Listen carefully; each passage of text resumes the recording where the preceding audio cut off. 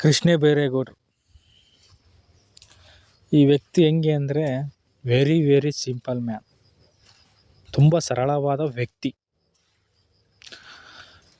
ಯಾವುದೇ ಸಚಿವ ಸ್ಥಾನ ಕೊಟ್ಟರೂ ಅಚ್ಚುಕಟ್ಟಾಗಿ ಕೆಲಸ ಮಾಡ್ತಾರೋ ವ್ಯಕ್ತಿ.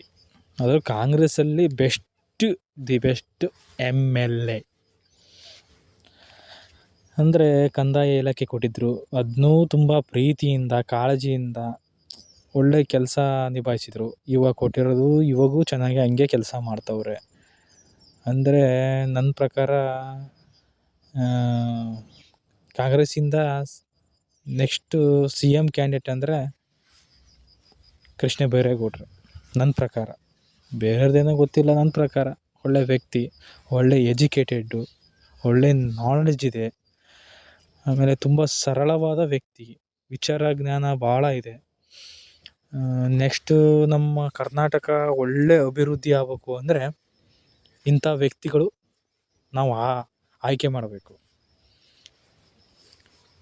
ಯಾರು ತಪ್ಪಿದರೆ ಕಾಮೆಂಟ್ ಮಾಡಿ.